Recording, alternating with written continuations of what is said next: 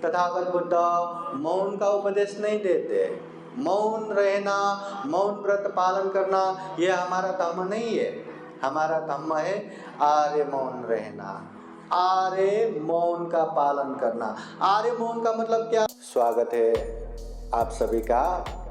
आप लोग देख रहे हैं बुद्धास टीचिंग चैनल और हम यहाँ महाकारुणिक तथागत बुद्ध और उनके शिक्षाओं के विषय में चर्चा करते हैं।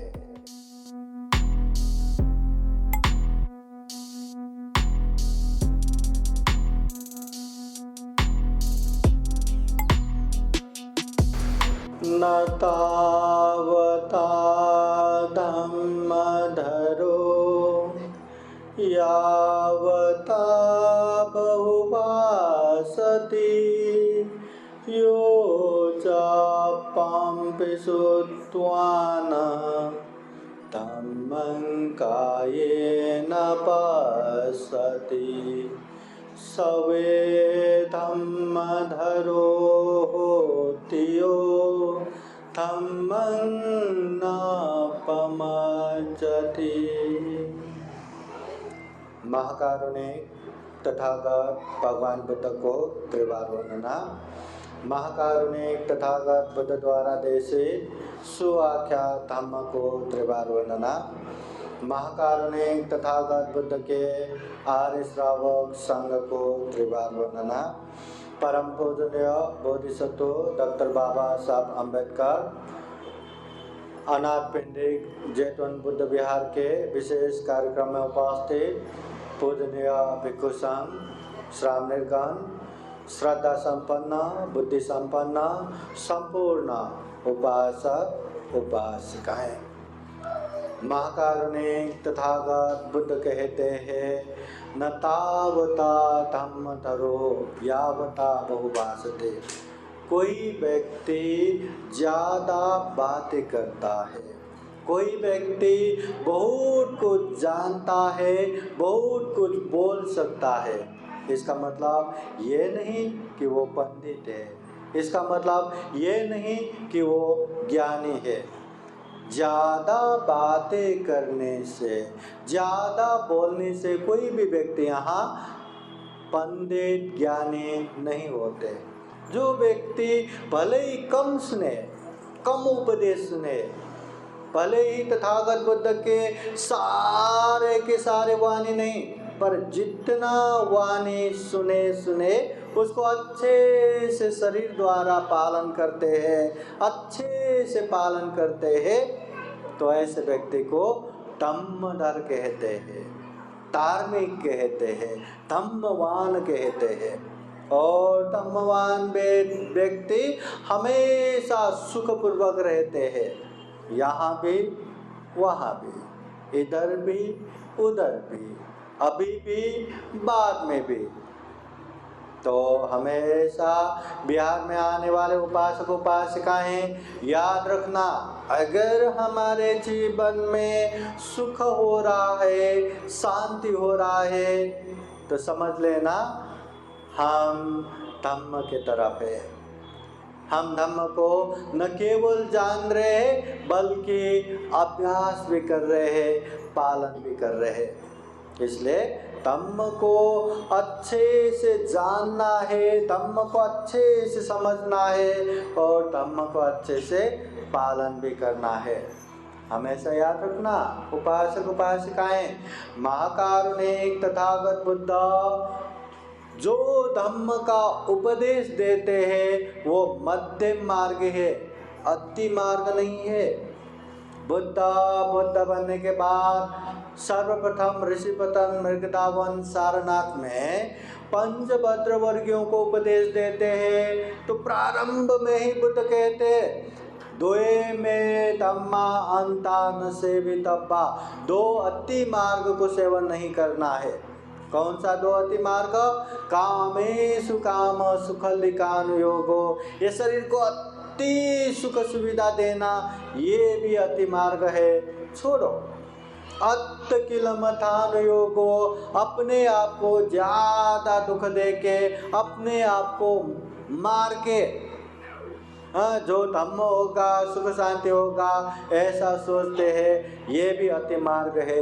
छोड़ो, न शरीर को ज्यादा दुख देना, न शरीर को ज्यादा मौज मजा देना, मध्यम मार्ग में जाना चाहिए, मध्यम मार्ग होना चाहिए। और ये मध्यम मार्ग जीवन के हर चीज में होना चाहिए, चाहे वो शील में हो, चाहे वो समाधि में हो, चाहे वो प्रज्ञा में हो, चाहे व्यवहारिक जीवन में, जो जैसा चीज भी कर रहे हैं उसमें मध्यम मार्ग होना चाहिए। बोलना है या बोलने को मौका मिले करके ज़्यादा से ज़्यादा पटर पटर पटर पटर बोलेंगे तो किसी को पसंद आएगा क्या? आएगा? अगर ये बंदे जी ने अभी धम्म देशना देने के लिए माइक दिया करके मैं ऐसे ही 2 घंटा 3 घंटा 4 घंटा ऐसे धम्म देशना देता रहूं तो सुनने वाले को पसंद आएगा क्या? सुन भी पाएंगे क्या? हाँ, न ज़्यादा बोलना है न कम बोलना है, मतलब बोल के मतलब शांत रह के कुछ भी नहीं बोलना, ये भी नहीं है। आपका नाम क्या है? आप कहाँ रहते हैं?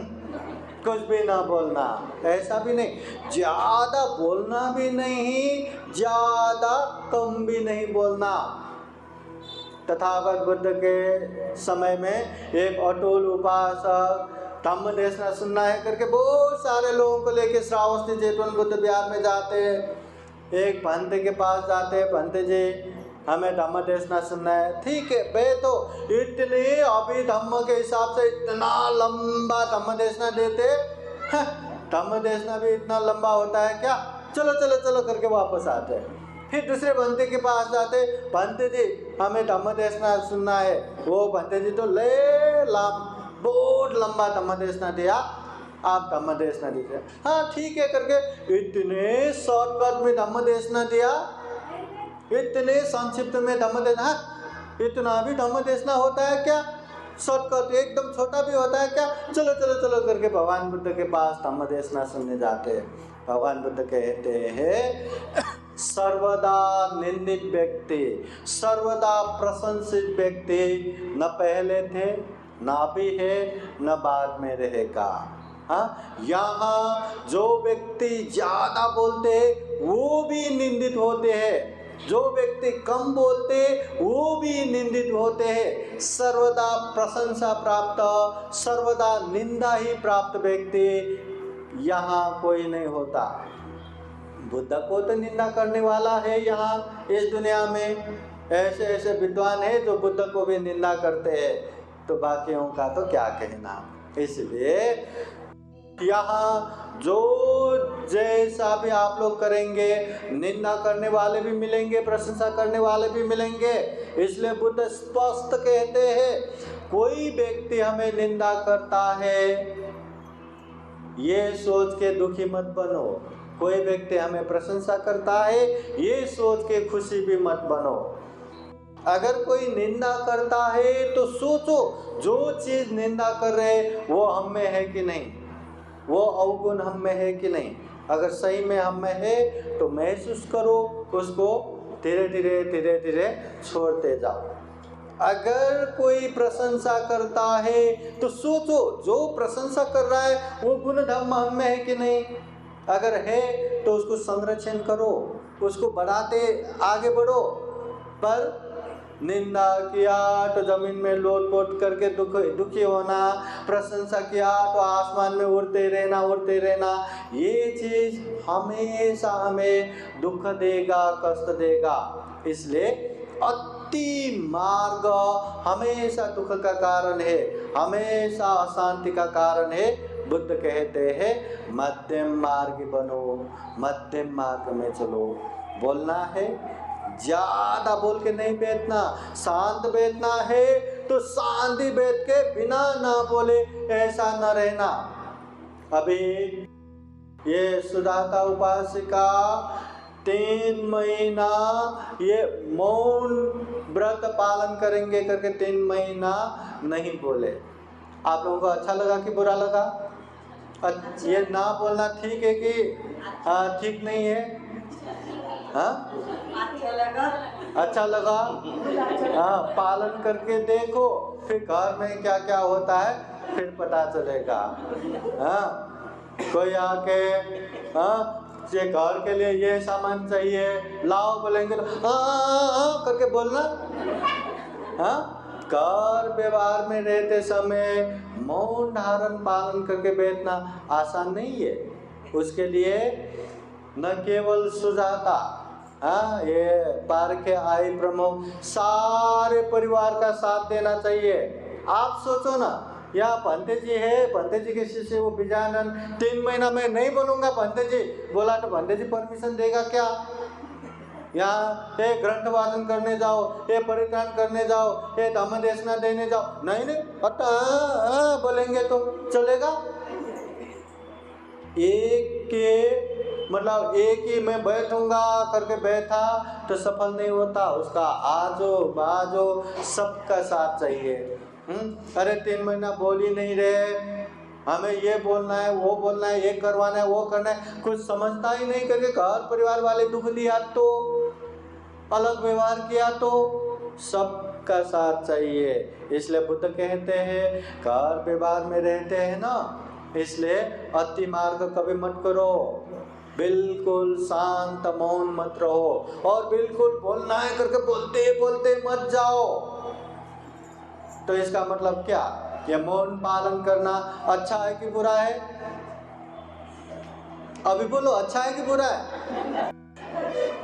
देखो, मौन पालन करने मात्र से अगर किसी ने सोचा मैंने बहुत बड़ा पुण्य किया, बहुत दुख मुक्ति की तरफ आगे बढ़ा, सही नहीं है।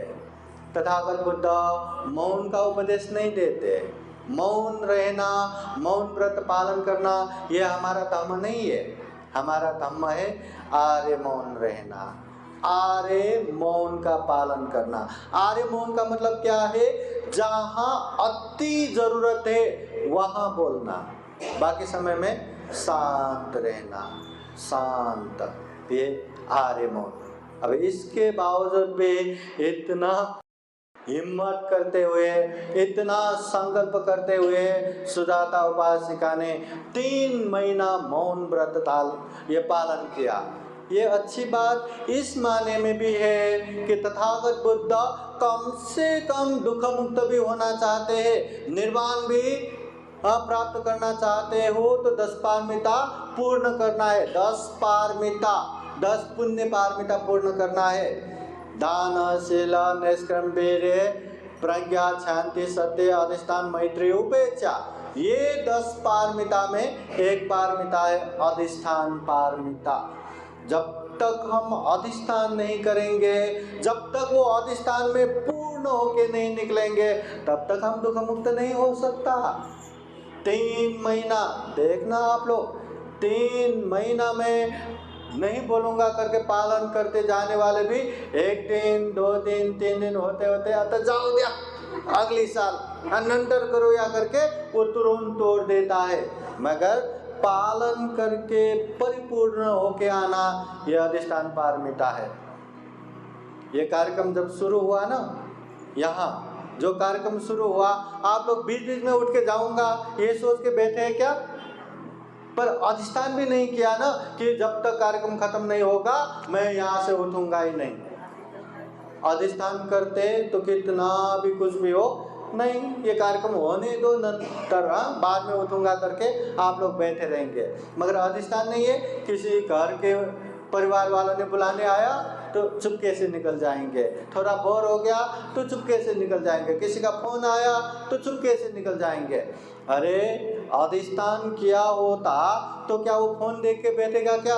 कौन मुझे फोन करेगा, कौन अभी मेरा बुलावा आएगा चेक करके बैठेगा क्या? नहीं। इसलिए अधिष्ठान पारमिता पूर्ण होना भी जरूरत है। तथागत बुद्ध देखो, जिन्होंने 10 पारमिता पूर्ण किया, 10 उपपारमिता पूर्ण किया, 10 परमत पारमिता पूर्ण किया, 30 पारमिता परिपूर्ण किए हुए तथागत बुद्ध भी घर बार दरबार सब छोड़ के आए। वो छोड़ के आने का मतलब क्या है? किस लिए? केवल और केवल ज्ञान प्राप्ति के लिए, दुख मुक्ति प्राप्ति के लिए। पर तुरंत ज्ञान प्राप्त हुआ क्या? नहीं हुआ। कितने कितने विद्वान, कितने कितने बड़े ऋषि मुनियों के साथ में जाके कितना कितना शिक्षा दीक्षा लिया, दुख मुक्त हुआ क्या? नहीं। फिर उसके बाद इतना दुष्कर तपस्या किया, इतना दुष्कर तपस्या किया, अन्न आहार छोड़ते हुए छोटे से कंदमूल का रस मात्र चूस के भी उन्होंने दुष्कर तपस्या किया। ज्ञान प्राप्त हुआ क्या? नहीं।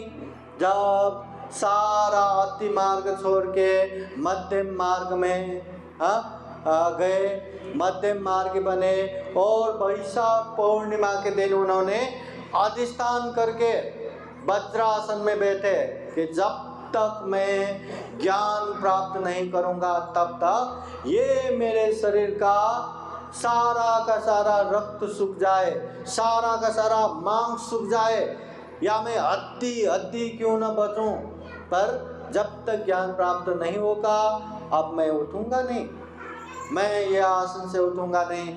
ऐसा अधिष्ठान, दृढ़ अधिष्ठान करते हुए वज्रासन में बैठे। तब जाके ये अब दृढ़, अभी दूसरा उपाय नहीं, दूसरा रास्ता ही नहीं, दूसरा मार्ग ही नहीं, ज्ञान प्राप्त ही करना है बस। वो दृढ़ निश्चय के साथ बैठा रात्रि के प्रथम प्रहर में पूर्वानुस्मृति ज्ञान प्राप्त हुआ, पूर्व जन्म के अनेक बातें याद होना।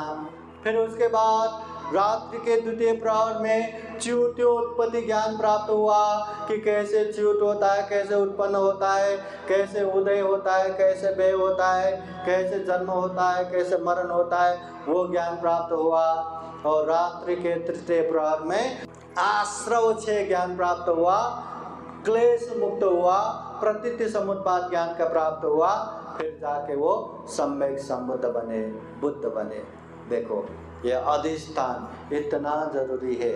इसलिए उपासक उपासिकाएं हम भी चाहे पंचशील पालन करना ही क्यों ना हो, कैसा भी हो, मैं ये पंचशील पालन करके ही रहूंगा, ऐसा अधिष्ठान रहा ना, आप लोग अच्छे से पालन करके निकलेंगे। अगर अधिष्ठान नहीं रहा तो क्या करें, आज ज़्यादा ही मच्छर लग रहा है, आज जाओ दिया कल से पालन करूंगा करके वो मच्छर मारना शुरू कर देंगे। आज बहुत सारा पैसा मिल रहा है, चलो आज एक दिन में उठा के लेता हूँ, कल से नहीं करूँगा। आज मौका मिल रहा है, आज करूँगा, पालन करने के लिए तो जिंदगी पड़ा है ना, ऐसा सोचते हुए वो शील बिगाड़ते जाएगा। मगर अधिष्ठान किया तो बिगड़ने नहीं देंगे। इसलिए ये अधिष्ठान की जरूरत है। तो उपासिका ने 3 महीना ये मौन धारण करते हुए ये शील का पालन किया। तथागत बुद्ध के समय में भी ऐसे पालन करने वाला रहता है, और इससे भी ज्यादा अति मार्ग पालन करने वाले बहुत सारा रहता है। मगर बुद्ध अति मार्ग में मत जाओ, मध्यम मार्ग में जाओ, प्रज्ञा वृद्धि करो, दुख मुक्त हो करके उपदेश देते हैं। अभी हम जो जितना भी करते हैं 4 एरिया पथ है, 4 पोजीशन है। या तो हम बैठे रहते हैं, या तो हम खड़े रहते हैं, या तो हम चलते हैं, या तो हम सोते हैं। ये 4 एरिया पथ। वो 4 एरिया पथ में एक एरिया पथ छोड़ के भी वर्षावास पालन करने वाले बहुत है। भगवान बुद्ध के समय में भी थे, आज के समय में भी बहुत सारे ये ध्यान करने वाले भंडे लोग रहते कि 4 ये वर्षावास 3 महीना तक 4 एरियापथ में एक एरियापथ छोड़ देंगे। अब चलना तो पड़ेगा ही, उड़ के तो नहीं जा सकता, बैठना तो पड़ेगा ही, हाँ, और खड़ा तो रहना पड़ेगा ही। तो जो छोड़ सकते वो क्या है, सोना। तो 3 महीना नहीं सोएंगे करके ऐसा पालन करने वाला भी है। नहीं सोना बोले तो ऐसा नहीं लेटना, ऐसे बैठे बैठे सोते, ऐसा ही बैठे बैठे। भगवान बुद्ध के समय में भी चक्षुपाल भिक्षु ने वर्षावास 3 महीना ये 4 एरियापथ में ये सोने वाला लेटने का एरियापथ छोड़ा था, और नहीं सोया तो आंखों में दर्द हो गया। वैद्य ने कितना भी दवा दिया, वो दवा असर नहीं हो रहा है। वैद्य भी आश्चर्य, इतना अच्छा दवा दिया, कुछ भी अच्छा नहीं हो रहा है, क्यों? तो देखने जाते तो कुटी में सारा चीज़ है, सोने की बिस्तरी नहीं। कहीं बनते खड़े खड़े या बैठे बैठे तो दवा नहीं डाल रहे, देखने जाते तो सही में बनते जी सोते ही नहीं, बैठे बैठे दवा डाल रहे, तो आँखों में बरोबर नहीं जा रहा है, तो आँखें ठीक नहीं हो रहे। अभी आँखें इतना पकड़ा है, इतना बुरा हाल हो रहा है, तो वैद्य अच्छा दवा दे के भंते जी को कहते हैं, भंते जी ये आपका अंतिम मौका है, इसको अच्छे से लेट के दवा डालेंगे तो आपका आंखें ठीक होगा, अन्यथा आप अंधे हो जाओगे। भंते जी ने वो दवा लिया, फिर चिंता करते हैं अब क्या करूं, मैं लेते लेते ये दवा डाल के ये अपनी आंखें बचाऊं या मैं अपने अधिष्ठान को बचाऊं, मैं क्या करूं? आंखें बचाना चाहिए या अधिष्ठान को बचाना चाहिए, क्या करना चाहिए? हमें तो लगता है ना ऐसे अधिष्ठान तो बाद में भी कर सकते हैं, हाँ ऐसे वर्षावास तो बाद में भी आएगा, आराम से हम करते आंखें बचाते। मगर भंते जी ने सोचा ऐसे न जाने अनगिनत अनमतक इस दुनिया में कितने आंखें मैंने गंवा के आए होंगे, ये आंखें गया तो गया, पर मैं अपना शील अधिष्ठान को नहीं बिगाड़ूंगा।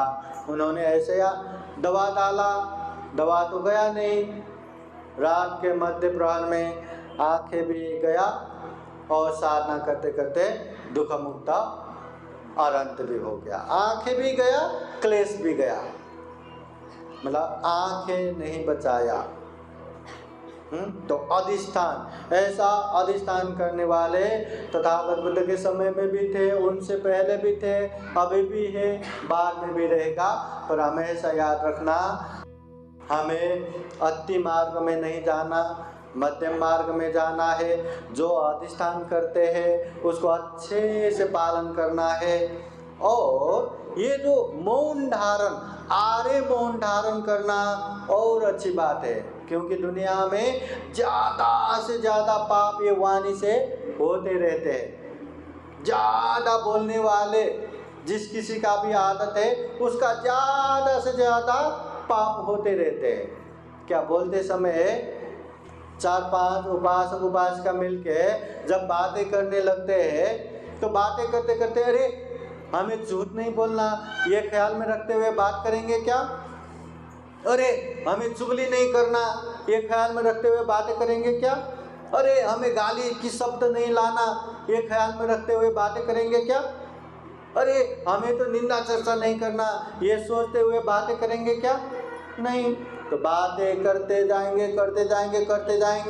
तो वहाँ अनेक अनेक झूठ भी आएगा, अनेक चुगली भी आएगा, अनेक कड़ा अपशब्द गाली गलौज भी आएगा, अनेक निंदा चर्चा भी होगा।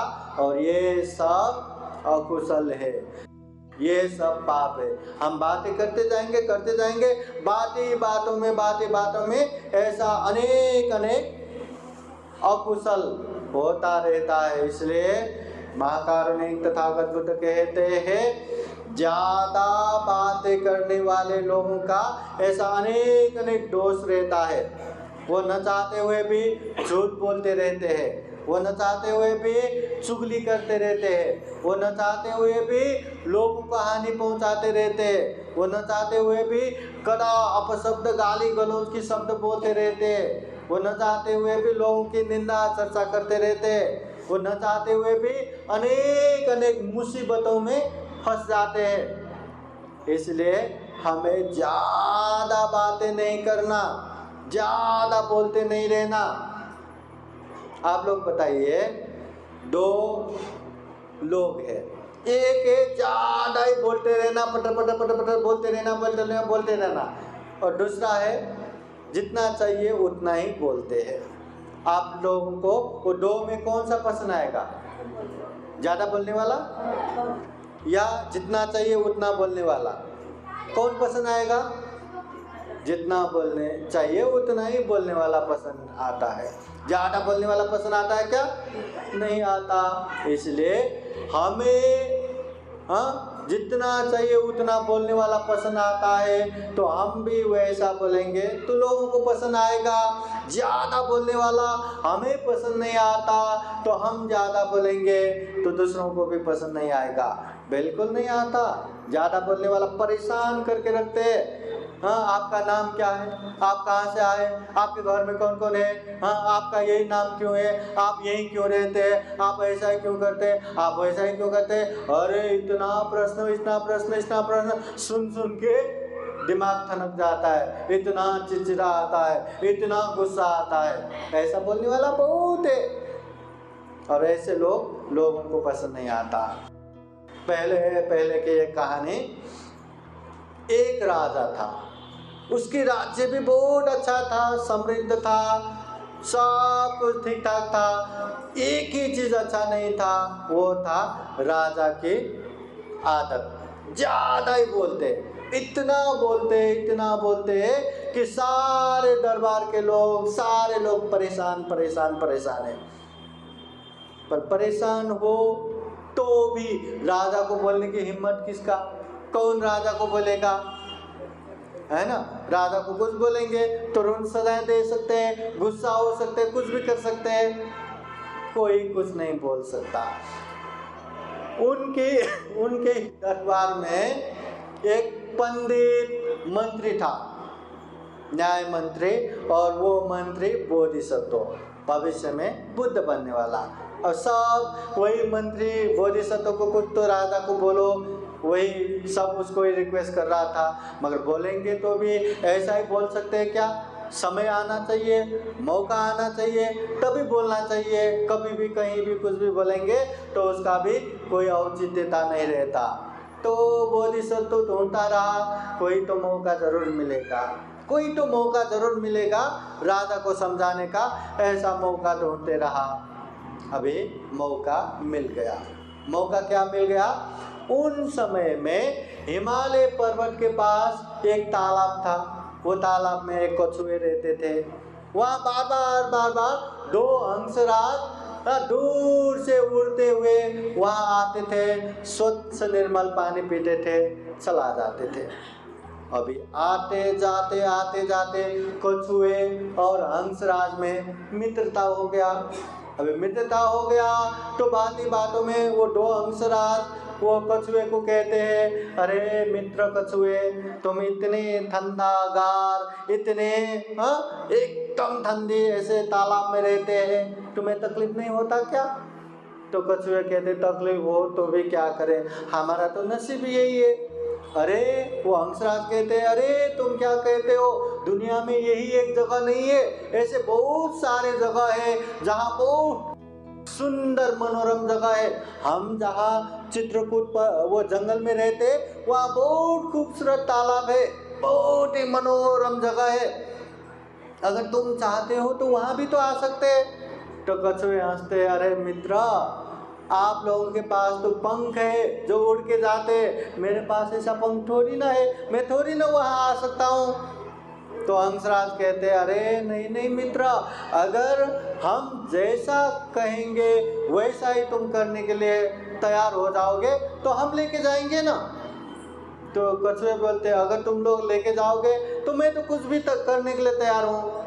तो हंसराज कहते, ठीक है, जब तक जगह पे नहीं पहुँचते तब तक बोलना नहीं है, मुंह नहीं खोलना। हाँ, इतना तो कर ही सकते हैं, ठीक है करके दो हंसराज ने एक लकड़ी लाया, लकड़ी के बीचों बीच वो कछुए को एकदम पकड़ के बैठने को बोला, और दोनों हंस दो कोने में अपने चोंच से पकड़ के उड़ने लगा। अभी उड़ाते हुए लेके जा रहे।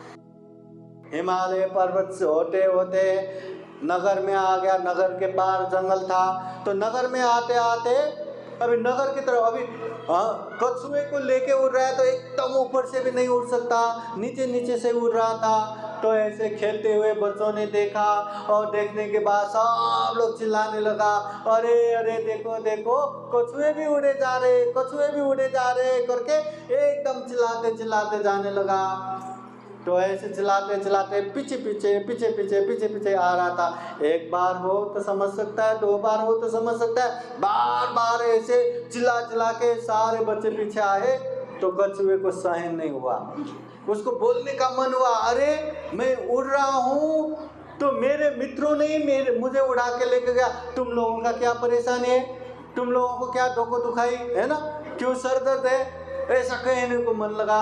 फिर भी सह के बेटा अति हो गया, ज़्यादा ही बोलने लगा तो चलो इन लोगों को तो सबक सिखाना ही पड़ेगा, इन लोगों को तो बोलना ही पड़ेगा करके, हाँ मुझे उड़ा के लेके गया तो मेरे मित्र मुझे उड़ा के लेके गया, तुम लोगों का क्या सर दर्द, ऐसा बोलने के लिए जैसे ही मुंह खोला लकड़ी से उसका निकल गया और वहीं से गिर के वो डर मार के वो चौखट पे ही ऐसे गिर गए कि कछुए 2 टुकड़े होके वहीं मर गया। सारे लोग देखने के लिए आते, क्या हुआ, सब लोग, अरे 2 कछुए 2 टुकड़े, उड़ रहा था कछुआ 2 टुकड़े हो गया। सब नज़ारा समझ में आया, बोधिसत्व मंत्री भी आ गया, तुरंत राजा को भी बुलवाया, राजा भी क्या हुआ करके आए तो राजा को समझाते कुछ नहीं महाराज, ये ज़्यादा बोलने से ऐसा हो गया। ज़्यादा बोलने से क्या हुआ? नहीं, ये कछुआ ऐसे उड़ रहा था, ये बोलना चाह रहा था, जहाँ जरूरत नहीं है वहाँ बोलने की कोशिश किया, इसलिए ऐसा हुआ। महाराज समझाया, महाराज इस दुनिया में सबका ऐसा ही है, जहाँ जरूरत नहीं है वहाँ बोला तो ऐसे ही हालत होगा। तो राजा कहते, मंत्री कहीं तुम मुझे तो नहीं बोल रहे? तो मंत्री कहते, महाराज आप हो या मैं, सबका ऐसा ही है, जो ज़रूरत नहीं है वो चीज़ बोलेंगे, जहाँ ज़रूरत नहीं है वहाँ बोलेंगे तो सबका हालत ऐसा ही होगा, ऐसा समझाते हैं। तो राजा को भी महसूस होता है, अच्छा मुझे ये समझा रहे, मैं ही ज़्यादा बोलता हूँ, मुझसे सारे लोग परेशान है, ठीक है आगे से मैं अब नहीं बोलूँगा, ज़्यादा नहीं बोलूँगा। फिर इतना संभालते वो बोलने की आदत कम करता है, सब लोग खुशी खुशी जीते हैं। देखो, जहाँ ज़रूरत नहीं है वहाँ बोलेंगे तो हमेशा मुसीबत का पहाड़ खुद पे ही टूटेगा। जहाँ जिसको ज़रूरत नहीं है ऐसे लोगों को भी बोलते जाएंगे तो ये अच्छी बात नहीं है। इसलिए तथागत बुद्ध हमेशा कहते हैं, बहुम पिचे सहितं भासमानो नक्करो होते नरोपमतो। ज़्यादा से ज़्यादा बोलने वाले, ज़्यादा से ज़्यादा बोलने वाले लोगों का कुछ भी कल्याण नहीं होता। अगर वो धम्म को पालन नहीं करते तो दूसरों के गाय भैंस चराने वाले ग्वाले जैसा, मालिक के गाय भैंस चराते हैं, जब दूध पीने की बारी आए तो मालिक पी जाता है, उसको नहीं मिलता। वैसे ही हम सिर्फ बातें करते हैं, बातें समझते हैं, समझाते हैं, पर पालन नहीं करते तो गाय चराने वाला ग्वाले जैसा ही है, कोई सार नहीं मिलता। अपम पिछे सहितं भासमानो धम्मस्य होते अनुधम्मचारी। थोड़ा ही धम्म क्यों न सुने, अच्छे से जानो, अच्छे से समझो, अच्छे से पालन करो, उसी का कल्याण होगा, उसी को धम्म सार्थक होगा, धम्म का सार मिलेगा, जीवन में दुख मुक्ति भी मिलेगा। इसलिए उपासक उपासिकाएं हमेशा कोई भी बातें बोलते समय, ये बोली से कईयन लोग अपना बन जाते हैं, कईयन लोग पराया बन जाते हैं। ये बोली बहुत महत्वपूर्ण है। इसलिए ये वाणी से किसी का भी हानि नुकसानी ना हो, ये ध्यान में रखते हुए चलना।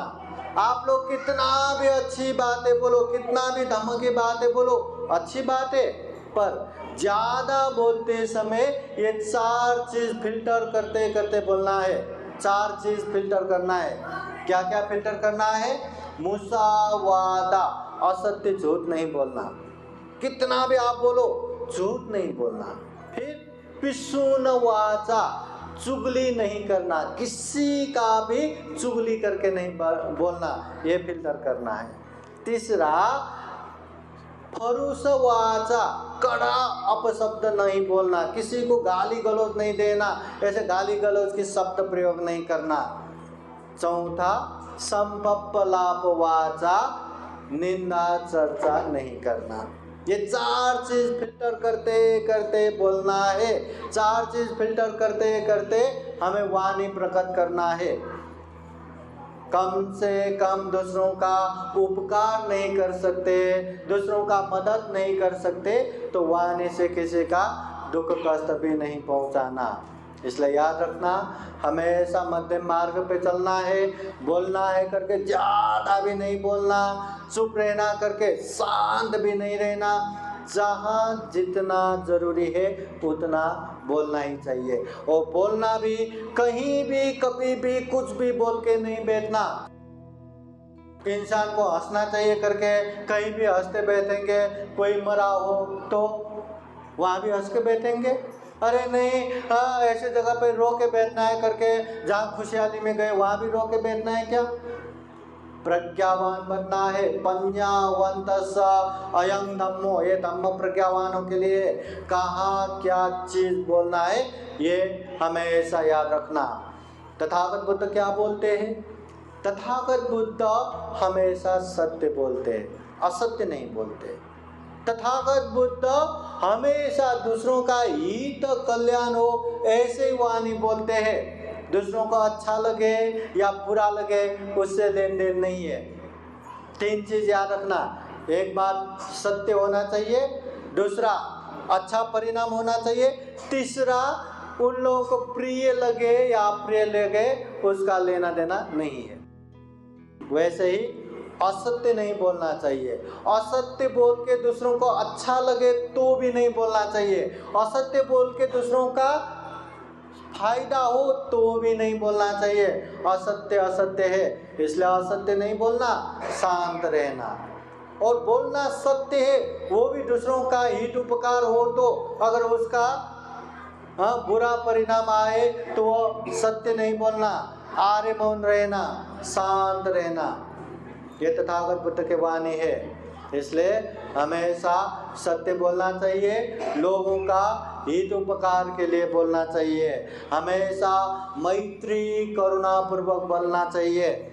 कभी किसी को गुस्से से कुछ भी बोल के नहीं बैठना। समझ में आया क्या? तो हमें मौन रहना, आर्य मौन रहना बहुत अच्छी बात है। आर्य मौन रहेंगे तो वाणी से जितना भी पाप करेंगे उससे मैक्सिमम पाप कम हो जाएगा। आर्य मौन रहने से बोलना है करके कुछ भी नहीं बोलना। और बोलते समय हमेशा ये फिल्टर करते करते बोलना कि अकुशल नहीं बोलूँगा। ठीक है? तो हम भी जीवन में इसी तरह महाकारुणिक तथागत बुद्ध के धम्म को खूब अच्छे से जान सके, समझ सके, उसे अच्छे से पालन कर सके, जीवन में शरीर द्वारा अच्छा करे, वाणी द्वारा अच्छा बोले, मन द्वारा अच्छा सोचे, कम से कम शरीर द्वारा गलत ना करे, वाणी द्वारा गलत ना बोले, मन द्वारा गलत ना सोचे, अच्छे से अच्छे पुण्य धम्म करते हुए ये दुर्लभ या मूल्य, ये सर्वश्रेष्ठ मनुष्य जीवन को सफल बना सके, सार्थक बना सके, अंत में जन्म जरा व्याधि मरण से मुक्ता निर्वाण तक प्राप्त कर सके, ऐसे कामना करते हुए आज का ये धम्म देशना यहीं समापन करते हैं। सबका मंगल हो, सबका कल्याण हो, भवतु सब मंगलम। साधु साधु साधु। बुद्धं नमामि, बुद्ध को नमन करता हूँ। धम्मं नमामि, धम्म को नमन करता हूँ। संघं नमामि, संघ को नमन करता हूँ।